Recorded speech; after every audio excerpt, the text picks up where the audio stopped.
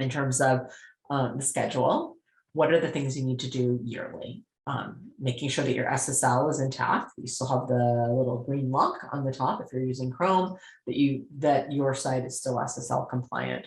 Making sure that your copyright date is still the proper one. And this is one that I find completely surprising. I go to big businesses, and even now it's March, as I talk right now. Actually, sorry, it's April.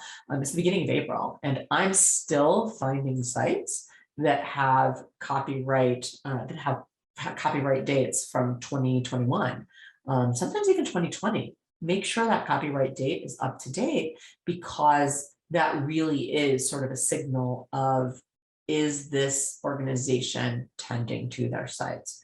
And then finally, this one, super critical, making sure that you're hosting your domain and any licenses that you use. So hosting, which is, that's where your site lives.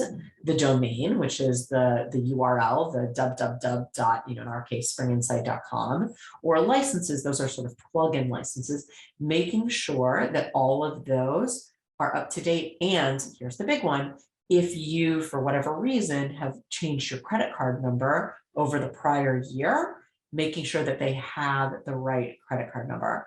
I cannot tell you how many times we have had problems where a site goes down mysteriously, and what we find is, over the course of the year, the credit card has expired. Because the emails for the domain are being sent to an employee who used to work there, and nobody's manning that anymore. Nobody got that email, and now all of a sudden the name is gone.